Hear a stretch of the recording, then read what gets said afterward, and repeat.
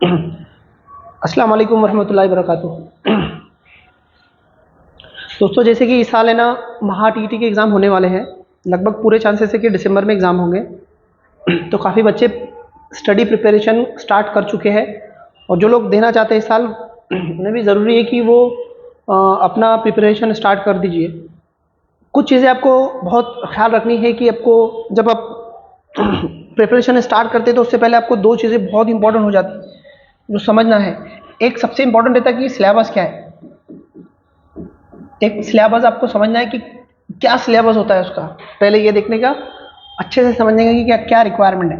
और उसके साथ दूसरी बात रहती है कि जो प्रीवियस ईयर के क्वेश्चन पेपर रहते हैं वो, प्रीवियस ईयर के जो क्वेश्चन पेपर है वो, तो ये आपकी जो स्टडी की डायरेक्शन तय करती है। ये चीज़ें आमतौर पर सक्सेसफुल जो बच्चे हैं जो पास होते हैं या अपनी ज़िंदगी में एग्ज़ाम्स पास कर लेते, कोई भी हो, चाहे वो यूपीएससी हो, एमपीएससी हो या फिर और एग्ज़ाम हो, तो उनकी एक खास कॉमन बात यही रहती है कि उन्हें पता होता है कि क्या करना है और क्या करना नहीं है। अभी महाराष्ट्र में महा टीईटी का एग्ज़ाम होते थे, तो इसका एक ट्रैक रिकॉर्ड रहा है किसका, कि इसमें बच्चे पास होने का रेशियो बहुत कम है। 3% 4% बच्चे महाराष्ट्र में पास होते हैं।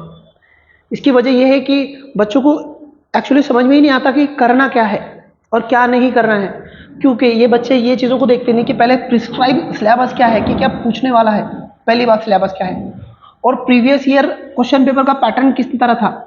तो ये क्वेश्चन पेपर को अगर एनालिसिस करेंगे तो समझ में आता। फिर अगर ये चीज़ें क्लियर होगी तो हमको समझ में आता क्या, कि बुक्स कौन से पढ़ने हैं, बुक्स कौन से मटेरियल रेफर करने हैं, और इसी वजह से बच्चे पास होते हैं। पिछले 2 साल पहले हमने एग्ज़ाम कंडक्ट किए थे, तो हमने 34% रिजल्ट दिया था महाराष्ट्र में क्लास से। और ये बहुत बहुत बड़ी बात नहीं थी, ये एक सिंपल थी। मतलब एक देखा जाए तो ये भी स्कोर जो हमारा परसेंटेज सक्सेस का था ये भी कम था।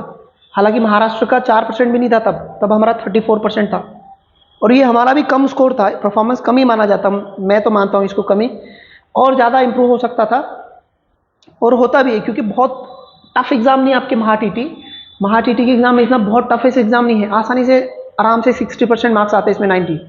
उसके लिए हमको समझना पड़ेगा syllabus, previous year question paper का एनालिसिस, ये सब चीज़ें। तो अब हम लोग क्या कर रहे हैं, यहाँ पर एक एक वीडियो बनाकर अलग अलग वीडियो में हम लोग पेपर एनालिसिस बता रहे कि पेपर प्रीवियस ईयर में क्या पूछा गया और उसका सिलेबस क्या है। तो हर सब्जेक्ट वाइज एक एक आपको हम समझाने वाले हैं। तो आज मैं आपको इंग्लिश का बताने वाला हूँ कि इंग्लिश में क्या सिलेबस है और क्या प्रीवियसली पूछता है। तो अगर अच्छे से आप उसको एनालाइज करते या समझने की कोशिश करते तो आपको समझ में आएगा कि इंग्लिश में अच्छा स्कोर किया जा सकता। मैं अपने 4-5 साल के तजुर्बे से बता रहा हूँ कि एक टाइम था उर्दू मीडियम के, खास तौर पर बच्चों को 10 मार्क्स के करीब इसमें आते थे, बच्चों को 10 मार्क के आसपास आते थे। फिर बाद में हमने जब टीचिंग करना शुरू किया ना, तो बच्चों को आसानी से 25 तक मार्क्स आने लगे थे, आसानी से, बहुत ज़्यादा एफर्ट नहीं लेके भी आने लगे थे। क्यों? उसकी वजह कि सिलेबस और प्रीवियस पेपर की अंडरस्टैंडिंग। तो आपको इंग्लिश में पूछेगा 30 क्वेश्चन पूछेगा, 30 मार्क्स के लिए, 30 मार्क्स के लिए पूछेगा यहाँ पर इतना। तो क्या पूछेगा, तो इसके दो हिस्से हैं, एक है आपका वोकैब और एक है ग्रामर। तो पहला आता आपका ग्रामर और दूसरा आता वोकैबुलरी, वोकैब। ठीक है। तो मैं एक एक समझाता आपको, समझते चलिए। हुआ तो इसके नोट्स लिख लीजिए, आपको आसानी से स्टडी करने में हेल्प करेगा। देखो, ग्रामर में सबसे पहले आता है आपको जो पूछता है वो है आपका, एक तो वर्ब, पार्ट्स ऑफ स्पीच पे सवाल आते हैं। पार्ट्स ऑफ स्पीच, अब पार्ट्स ऑफ स्पीच 8 टाइप के हैं, तो पूरे 8 पे से सवाल पूछता गया ऐसा नहीं है, कुछ सिलेक्टेड पार्ट्स ऑफ स्पीच पे से सवाल पूछता। अगर हम इसको देखें तो पहला पूछेंगे, आपको सबसे ज्यादा जोर रहता है इसका वर्ब पे। वर्ब पे काफी सवाल बनते, क्योंकि यहां से एक वर्ब हो गया, उसके बाद में नाउन, प्रोनाउन और एडजेक्टिव और कंजक्शन क्लाउज का पार्ट है, तो क्लाउज से भी पूछता है। तो क्लाउज का पार्ट हो गया, तो मैं यहां नहीं लिखता हूं, मैं स्पेशली अलग से समझूंगा। तो पार्ट्स ऑफ स्पीच में आपको ये टॉपिक अच्छे से करने होते हैं। और एक इसको कंजक्शन बोलते हैं, कंजक्शन। तो कंजक्शन पे डायरेक्ट सवाल ही पूछता है, इस पे से क्लाउज पे सवाल पूछता है। जो क्लाउज है 3 टाइप की क्लॉज है, उस पे से सवाल पूछता जो कंजक्शन का हिस्सा ही है, बट वो हम लोग अलग टॉपिक पे पढ़ते तो मैं समझाऊंगा। यहाँ पर सबसे ज्यादा सवाल पूछता सब्जेक्ट एंड वर्ब एग्रीमेंट पर, ये इनका दोनों का एग्रीमेंट रहता, तो इस पे सवाल आते। जो एरर के क्वेश्चन आते हैं वो यहीं से आते, पूरे एरर यहीं से आते पार्ट्स ऑफ स्पीच में से, और ये बहुत आसान होते हैं। इसके लिए बस वो सेंस चाहिए रहता, जो जिस तरह के सवाल पूछ रहा है ना उसको समझने का सेंस चाहिए रहता, और बहुत बड़ी बात नहीं है, आराम से समझ में आते और बाकी तो टॉपिक है ही है। तो पहला पार्ट्स ऑफ स्पीच पे आपको सवाल पूछेगा। उसके बाद में आता दूसरा टॉपिक सबसे इंपॉर्टेंट होता आपका टेंस। टेंस पे से कंपलसरी सवाल पूछेगा। तीसरा है आपका degree,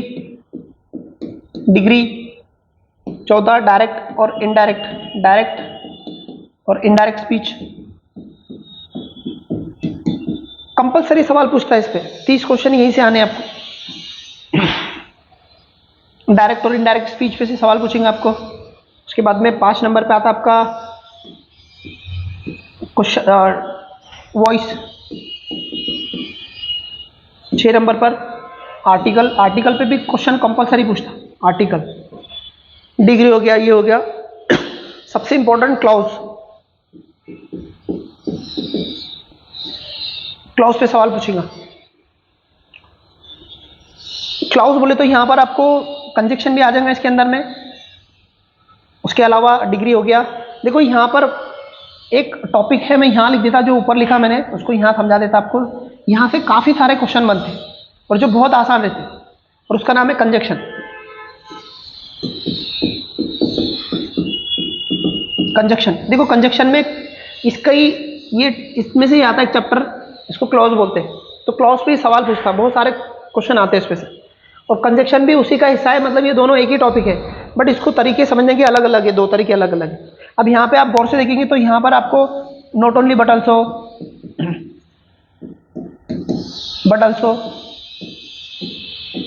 not only but also आ गया, इफ के आगे अनलेस के क्वेश्चन आ गए, अनलेस आ गया। ऐसे बहुत सारे टॉपिक है, मैं लिखूंगा ना तो 4-5 टॉपिक और आ जाते हैं यहाँ पे। एज सुन एज आ गया, ऐसे हार्डली वेन, इस तरह के टॉपिक यहाँ से कंजक्शन में आ जाते हैं। ठीक है, तो ये उसके और सब टॉपिक आ जाते हैं। तो यहाँ से सवाल पूछता आपको, ये पूछेगा ही आपको यहाँ से, इतनों में से। उसके बाद आपको पूछता एक, देखो यहाँ पे लिखा मैंने, फिर भी मैं लिखता हूँ, एक सब्जेक्ट वर्ब एग्रीमेंट। ये बहुत इंपॉर्टेंट है, इस पे सवाल कोई भी एग्जाम में पूछता। सब्जेक्ट वर्ब एग्रीमेंट, एक सवाल आराम से, 1-2 सवाल आराम से आते हैं। तो इतने टॉपिक ग्रामर में से कवर होते हैं। अब ग्रामर पे क्वेश्चन कितने पूछता, तो ग्रामर में अगर आप देखेंगे क्वेश्चन यहाँ पर ग्रामर में, तो यहाँ पर आते, अगर आप गौर से एनालिसिस करेंगे एक एक पेपर, तो यहाँ से आते 17 से 18 क्वेश्चन। अब हर पेपर में देख लो, आपको ये एक वो दिखेगा। अब हम बात करते हैं वोकेबलरी की। तो वोकैब में क्या पूछता, तो बहुत स्पेसिफिक पूछता, यहाँ पर बहुत स्पेसिफिकली पूछता। तो वोकैब में अब कौन कौन से टॉपिक है, तो पहला सबसे इंपॉर्टेंट है one word substitution. One word substitution, one word substitution पे एक सवाल पूछेंगे आपको। उसके बाद में देखो जेंडर पे, जेंडर किसके, ये एनिमल्स के, और एनिमल्स के जेंडर हो गया, और होम। यहाँ इसको ऐसा करते हैं हम लोग, एनिमल्स। तो एनिमल्स के 3 तरह के सवाल बहुत कॉमन पूछता है यहाँ पर। उनके बच्चों का नाम क्या है, ऑफस्प्रिंग क्या है, उनके ऑफस्प्रिंग कौन है, मतलब उनके बड़े जानवर को क्या बोलते हैं और छोटे जानवर को क्या बोलते हैं। उसके बाद में उनके होम के क्या नाम है, अलग अलग एनिमल के जो होम है उनके नाम क्या है, इस पे सवाल पूछेंगे आपको। होम हो गया, और उनके जेंडर, आराम से हर एक टॉपिक पे सवाल पूछेंगे यहाँ पर। वन वर्ड सब्स्टिट्यूशन पे पूछेंगे, जेंडर पे पूछेंगे। उसके बाद में आपको तीसरा सवाल पूछेंगे, 1 2 3, ये सिनोनिम्स,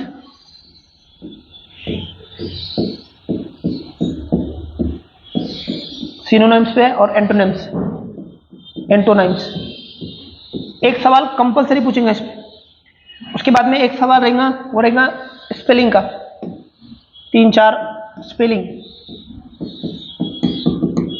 तो ऐसे 7 से 8 सवाल यहां से आते हैं। इतने टॉपिक करने रहते हैं सिलेक्टेड। यहाँ से आपका सब हो जाता, कभी कभी फ्रेजेस पे भी आ जाते क्वेश्चन।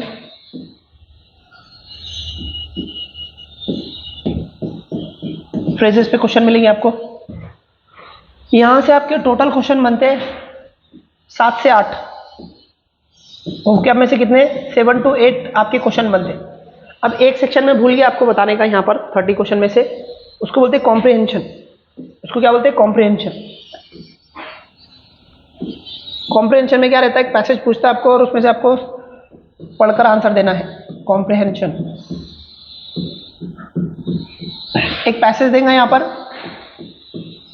पैसेज, और उसमें से 5 क्वेश्चन पूछता है। इस पे यहाँ पर 5 क्वेश्चन। तो ऐसे कुल मिला के अगर आप देखेंगे टोटल बाइफर्केशन इसका, तो 30 क्वेश्चन में से 17 से 18 क्वेश्चन ग्रामर पे से आते, 7 से 8 वोकेबलरी और 5 क्वेश्चन आपके कॉम्प्रिहेंशन पे से आते। इस तरह टोटल इंग्लिश का डिवीजन और वो डिवीजन किया था और इस पे सवाल पूछे थे। ऐसे बहुत सिंपल बेसिक्स ग्रामर पे से सवाल पूछते। अब रहा सवाल पढ़ना कैसा और क्या पढ़ना। देखो, ग्रामर की कोई भी बुक लो आप, उसमें ये सब चीज़ें मिल जाती, कोई भी, बस उसका पढ़ने का तरीका आपका वैसा होना चाहिए। आपको एग्जैक्टली पता होना चाहिए कि क्या पढ़ना है। जैसे कि ये ग्रामर का जो पार्ट है ना, ये इसमें आमतौर पर हम सब पढ़ते रहते, बट एग्जाम में हमेशा गलतियाँ होती रहती। तो इसके कुछ सेंस रहते, एक अंडरस्टैंडिंग रहती। वो अंडरस्टैंडिंग आने के बाद में इसमें से कभी मार्क्स नहीं जाते। मतलब 18 में से आपको 18 मिलेंगे कंपलसरी, एक भी मार्क्स इधर का उधर हलेगा नहीं। रहा सवाल वोकेबलरी का, तो वोकेबलरी भी यहाँ पे इतनी सिलेक्टेड है, मतलब आपको पता रहता कि इसमें से पूछता है, तो आपको 5 मार्क्स, 7-8 में से 5 मार्क्स तो आपको मिलना ही है।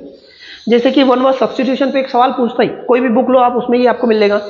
एनिमल्स के, ये आमतौर पर जो बच्चे पेपर एनालिसिस नहीं करते उनको ये चीज़ें समझ में नहीं आती। ये वाली चीज़ समझ में नहीं आती, क्योंकि ये वो डायरेक्टली पूछता है यहाँ से। क्योंकि आप प्राइमरी टीचर बनने वाले हो और उसमें बच्चों को प्राइमरी ये बेसिक चीज़ें आपको बतानी होती है, तो वो इस पर जोर देता। जो एनिमल्स है उसके ऑफस्प्रिंग कौन है, उनके घर के नाम क्या है, जेंडर में मेल को क्या बोलते हैं, फीमेल को क्या बोलते हैं, इस पर आमतौर पर सवाल पूछता ही है। तो ये बच्चों को समझ में नहीं आता और ये बाकी कॉमन है। ठीक है, तो इसमें आराम से 25 मार्क्स किए जाते हैं, आराम से, बहुत ज़्यादा मेहनत नहीं करके भी आपको 25 मार्क्स आराम से मिल सकते हैं। फिर एक बार बोल रहा हूँ, कोई भी कॉम्पिटिटिव एग्जामिनेशन की कोई भी बुक लो आप, वो आपको मिल जाएंगी वहाँ पर। वो बुक में आपको ये सब चीज़ें मिल जाएंगी। इतना है कि उसमें सब नहीं पढ़ना है आपको, ये जो टॉपिक मैंने गिनाए हैं आपको वही पढ़ने हैं, वही पढ़ने हैं, और थोड़ा तरीका पढ़ने का सही प्रॉपर होना चाहिए और इस तरह पढ़ना। ठीक है।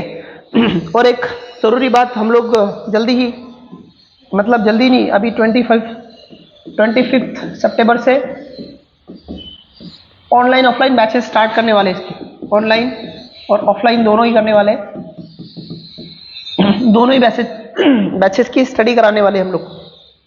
ठीक है, लेक्चर के टाइम इवनिंग में रहेंगे, 3 से ऑनवर्ड इवनिंग में, है ना। 3 PM से स्टार्ट होते तो फिर ऑनवर्ड चलते मैनेज आपके सब्जेक्ट के हिसाब से।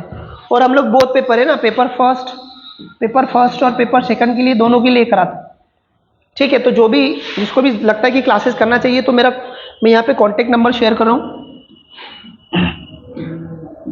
9545140814।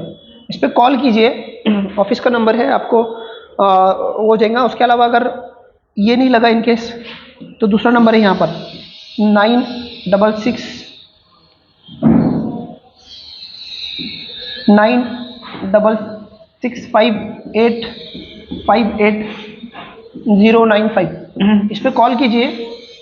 थंबनेल पे भी आपको कॉन्टेक्ट नंबर मिलेगा। ठीक है, और बाकी जो सेल्फ स्टडी करने वाले हैं उनके लिए तो मैं हूँ बना यूट्यूब पे। इस वीडियो को शेयर कीजिए ज़्यादा से ज़्यादा बच्चों तक। ठीक है, और अपने चैनल पे बने रहिए, ताकि आपको जो भी इससे रिलेटेड जो भी इन्फॉर्मेशन हम बताया करेंगे वो आपको आपके प्रॉपर तरीके से मिलेगी। ठीक है, जल्दी मिलते हैं नेक्स्ट वीडियो में, तब तक के लिए इजाज़त दो। थैंक यू, बाय बाय, अल्लाह हाफिज़।